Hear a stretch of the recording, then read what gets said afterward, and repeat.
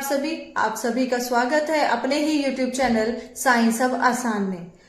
आज अब हमने सेशन को कंटिन्यू करते हैं, जिसमें आज हम स्टडी करेंगे chapter number 2 acid, base and salt. हमें अब डिटेल से स्टडी करना है कि एसिड, बेस एंड सॉल्ट आखिरकार होते क्या हैं, इनमें एक्चुअली में डिफरेंस क्या होता है।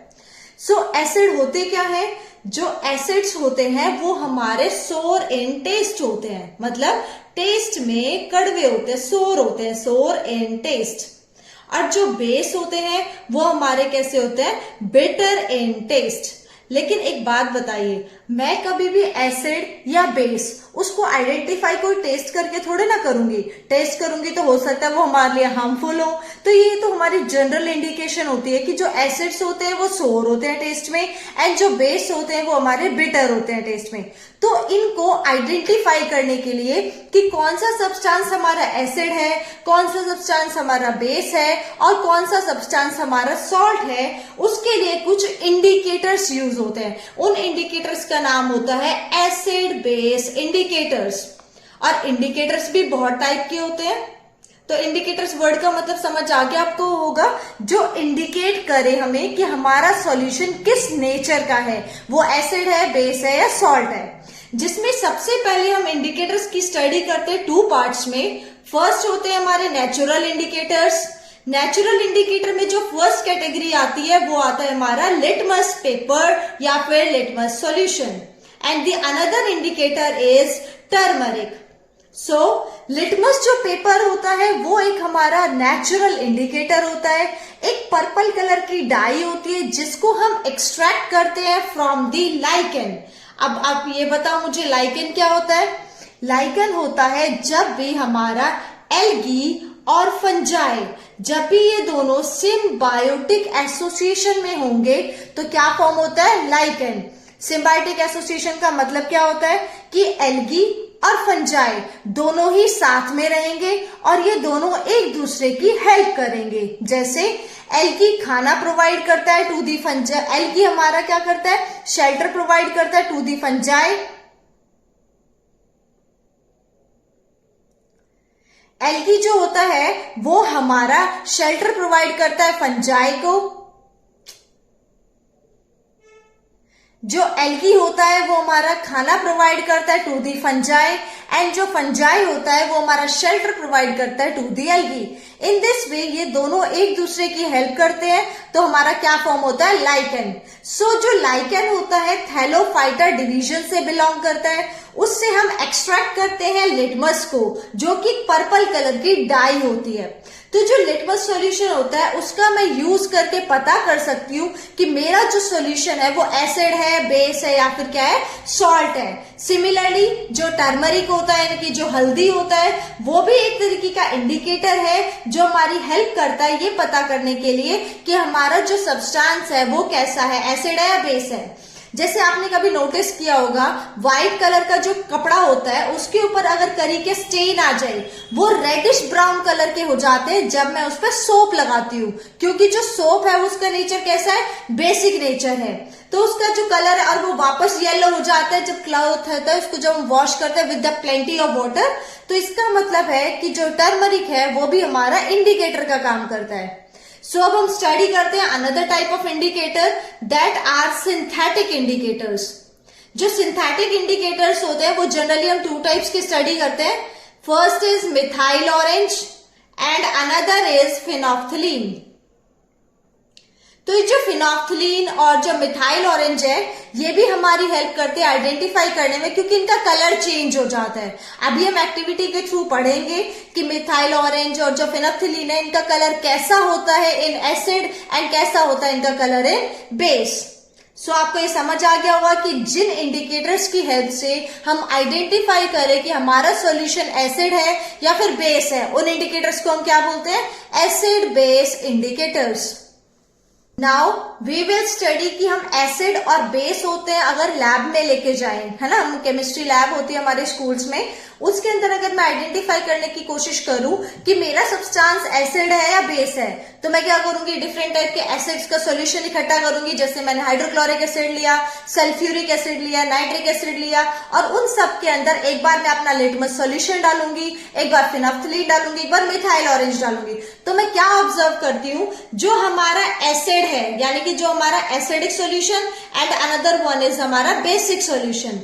तो जब भी मैं रेड लिटमस सॉल्यूशन को, मतलब उसके अंदर रेड लिटमस का यूज करूं एसिडिक सॉल्यूशन के अंदर, तो उसका कलर हमारा रेड ही रहता है। इसका मतलब एसिडिक सॉल्यूशन के अंदर जो रेड लिटमस पेपर है उसका कलर कैसे रहेगा, रेड। लेकिन अगर मेरा सॉल्यूशन बेसिक हो और इसके अंदर मैं रेड लिटमस को डालूं, तो इसका रेड लिटमस का कलर कैसा चेंज हो जाएगा, to the blue. Another one is blue litmus solution. तो एसिड जो होता है वो ब्लू लिटमस को किसमें चेंज कर देगा, to the red colour. And जो बेसिक सॉल्यूशन है उसके अंदर ब्लू लिटमस का कलर कैसा रहेगा, ब्लू ही रहेगा, कोई चेंज नहीं आएगा। Next is phenolphthalein solution. जो फिनाफ्थलीन सॉल्यूशन होता है वो ओरिजिनली पिंक कलर का होता है। अगर मैं एसिड के अंदर डालूं तो उसका कलर कैसा होगा, कलरलेस। एंड फिनाफ्थलीन के अगर मैं ड्रॉप्स को बेसिक के अंदर डालूं तो उसका कलर कैसा हो जाएगा, pink colour. Next is methyl orange. So methyl orange का यूज अगर मैं एसिडिक सॉल्यूशन में करूं तो उसका कलर कैसा होता है, red. And in basic solution इसका कलर कैसा होता है, येलो। सो ये जो ऑब्जर्वेशंस है ये मोस्ट इंपॉर्टेंट ऑब्जर्वेशंस है for the competitive exam as well as for the MCQ type questions, कि आपको आइडेंटिफाई करना है कि एसिड है, बेस है, आप कौन सा इंडिकेटर यूज करेंगे, किस इंडिकेटर का कलर कैसा होगा अगर मैं सॉल्यूशन चेंज करूंगी। सो ये मोस्ट इंपॉर्टेंट है। अब देखिए ये जो हमने इंडिकेटर्स यूज करे इनको तो मैं बाय ऑब्जर्वेशन बता रही हूं कि भाई हमारा कलर ऐसा होगा तो हमारा सॉल्यूशन एसिडिक है, या फिर कलर ऐसा होगा तो सॉल्यूशन बेसिक है। लेकिन side by side some another types of indicators होते हैं जिनको हम बोलते हैं olfactory indicators. So olfactory word का मतलब क्या होता है, बाय स्मेल। इसका मतलब अगर मैं किन्हीं भी सॉल्यूशंस को स्मेल करके पता करूं कि उसके अंदर हमारी कल स्मेल कैसी आ रही है, कि एसिडिक जैसी स्मेल आ रही है या फिर बेसिक जैसी स्मेल आ रही है, उन इंडिकेटर्स को हम बोलते हैं ऑल्फैक्टरी इंडिकेटर्स। सो हम कुछ टाइप के ऐसे इंडिकेटर्स भी होते हैं जिसका मैं आइडेंटिफाई यूज कर सकती हूँ। जैसे अनियन हो गया, है ना, मैं स्मेल का यूज करके बता सकती हूँ कि वो एसिडिक है या बेसिक है। So these are olfactory indicators. कुछ जैसे देखो वनीला हो गया, अनियन हो गया, क्लोव हो गया, लौंग जो होती है, इन सब का यूज हमारे किस तरीके से किया जाता है, ऑल्फैक्टरी इंडिकेटर्स की तरह। Now next is how do acid and base react with metal. अगर मैं एसिड और बेस का यूज करूं मेटल्स के साथ तो वो कैसे रिएक्ट करेंगे, हम बाय एक्टिविटी पढ़ेंगे अभी, एक्टिविटी 2.3। इसके अंदर हमने क्या किया, टेस्ट ट्यूब के अंदर dilute sulphuric acid that is H2SO4, हमने डाइल्यूट सल्फ्यूरिक एसिड एक टेस्ट ट्यूब में ले लिया, इसके अंदर हमने डाइल्यूट H2SO4 डाल दिया। उसके बाद इसके अंदर हमने ऐड किया जिंक के ग्रेन्यूल्स। दैट मीन्स अब हमारा जो जिंक है वो तो हमारा मेटल होता है, तो जिंक मेटल रिएक्ट कर रहा है with acid that is sulphuric acid. जब ये आपस में रिएक्ट करता है तो यहां से जो कंपाउंड की फॉर्मेशन होती है वो होती है हमारा zinc sulphate that is ZnSO4, plus में हमारा प्रोड्यूस होता है हाइड्रोजन गैस। तो आपसे पूछा हुआ है what do you observe on the surface of zinc granules. Zinc granules की सरफेस पे मुझे क्या दिखेंगे, बबल्स दिखेंगे। वो जो बबल्स हैं वो हमारे किसके हैं, हाइड्रोजन गैस के। अब जो भी ये गैस हमारी प्रोड्यूस हुई, इवॉल्व हुई, इसको हमें पास करना है through the soap solution. And soap में भी हमारे बबल्स की फॉर्मेशन होती है। सो वो बबल्स किसके हैं, हाइड्रोजन गैस के। जो वो बबल्स हमारे बने, सो बबल्स, जब हम कैंडल को सो बबल्स के पास लेके आते हैं तो एक पॉप साउंड प्रोड्यूस होती है। वो जो पॉप साउंड प्रोड्यूस हुई वो कौन सी गैस की वजह से है, it is because of burning of hydrogen gas. तो सिमिलरली आप इस एक्टिविटी को परफॉर्म कर सकते हैं with the help of other acids like HCl, HNO3, CH3COH, that means hydrochloric acid, nitric acid and acetic acid. क्या इन सभी केसेस में ऑब्जर्वेशन हमारी सेम होगी या कुछ डिफरेंट होगी, वो हमारा डिपेंड करता है कि हमारा एसिड कितना स्ट्रॉन्ग है, कितना वीक है, कितना इजीली वो हाइड्रोजन गैस को प्रोड्यूस करेगा। So in general form we can say that whenever acid reacts with metal it forms salt and plus hydrogen gas.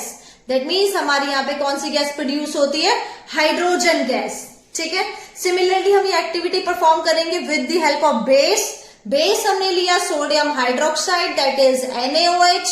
अगर वो रिएक्ट करता है हमारा जिंक ग्रेन्यूल्स के साथ तो यहाँ पे जो प्रोडक्ट बनता है that is sodium zincate. That means Na2ZnO2 and plus में प्रोड्यूस क्या होती है हमारी हाइड्रोजन गैस. तो in general statement we can say that जब भी एसिड या फिर बेस उसकी रिएक्शन मेटल के साथ होती है तो हमारा प्रोड्यूस होता है सॉल्ट एंड साथ में hydrogen gas. Now another important topic, how do metal carbonates and metal hydrogen carbonates react with acid. तो सिमिलरली हम एक्टिविटी के थ्रू पढ़ेंगे. हम इसके अंदर एक टेस्ट ट्यूब ए ले रहे हैं, एक another test tube B. A test tube के अंदर हमने डाला है sodium carbonate that is Na2CO3 and in test tube B we have poured sodium hydrogen carbonate that is NaHCO3. जब हम इसके अंदर HCl गैस ऐड करते हैं या फिर जो HCl का एक्वस सोल्यूशन है उसको डालेंगे तो यहाँ पे जो प्रोडक्ट बनता है that is sodium chloride, water and carbon dioxide gas. Similarly in sodium hydrogen carbonate हमारा प्रोडक्ट बनता है ये. ठीक है. तो आप क्या ऑब्जर्व करेंगे, हम इसमें देख चुके हैं कि इसके अंदर ऑब्जर्वेशन सॉल्ट बनेगा एंड साथ में कार्बन डाइऑक्साइड गैस प्रोड्यूस होती है. देन अनदर क्वेश्चन, जब हम इस गैस को पास करेंगे through the lime water. Lime water हम ऑलरेडी पढ़ चुके हैं अपने प्रीवियस सेशन में दैट इज कैल्शियम हाइड्रोक्साइड. तो जो ये हमारी हाइड्रोजन कार्बन डाइऑक्साइड गैस बनी है जब हम इसको लाइम वाटर क्या होता है? Calcium hydroxide. जब इसमें से CO2 गैस को पास किया जाता है तो यहाँ पे जो हमारा प्रोडक्ट बनता है that is calcium carbonate plus water. तो जो कैल्शियम कार्बोनेट होता है उसके हमारे कैसे बनते हैं? White precipitates. Precipitates means insoluble solid substance.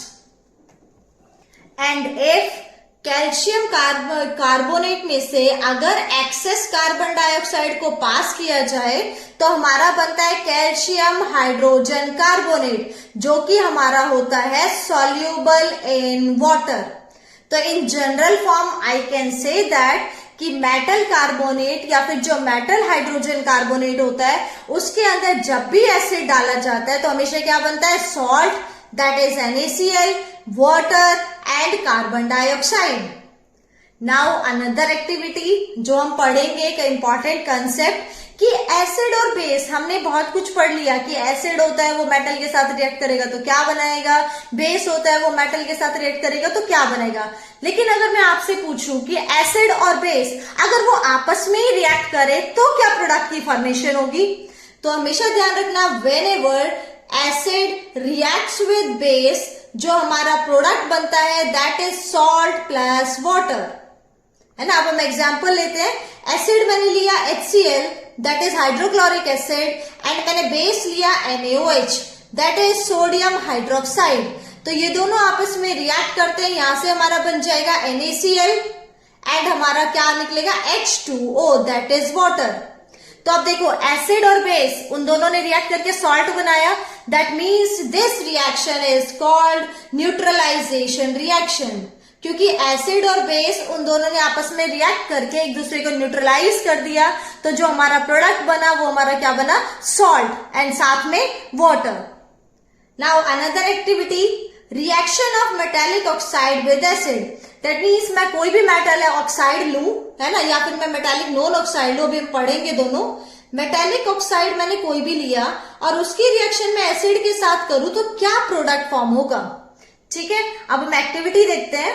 हमने कॉपर ऑक्साइड लिया that is CuO in a beaker. इसके अंदर हमने HCl गैस डाल दिया. ठीक है. HCl गैस डालने के HCl hydrochloric acid either in the gaseous form और in the liquid solution. HCl हमने कॉपर ऑक्साइड के अंदर डाला. हमने उसको स्लोली स्टर करना है. दैट मीन्स उसको स्लोली मिक्स करना है.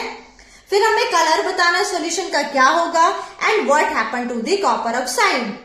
तो इसके अंदर हम क्या देखते हैं कि जो कॉपर ऑक्साइड का कलर था वो कलर कैसा हो जाएगा, ब्लू ग्रीन कलर। एंड जो कॉपर ऑक्साइड है ये हमारा डिसॉल्व हो जाएगा इन द सॉल्यूशन।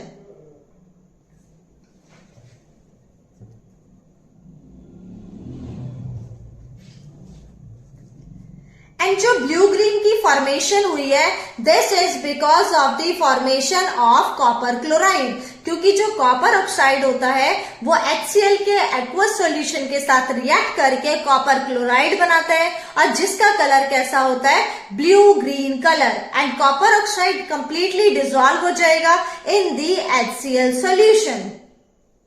सो अब हम यहां से कुछ जनरलाइज स्टेटमेंट निकालते हैं जिसके अंदर हम ये कह सकते हैं कि जो मेटेलिक ऑक्साइड्स होते हैं वो हमारे कैसे होते हैं, these are said to be basic oxides.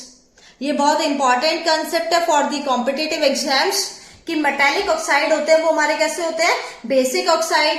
And जब भी मेटेलिक ऑक्साइड के अंदर हमारा एसिड को ऐड किया जाएगा तो हमारा जो प्रोडक्ट फॉर्म होगा वो हमेशा क्या बनेगा, सॉल्ट प्लस वाटर।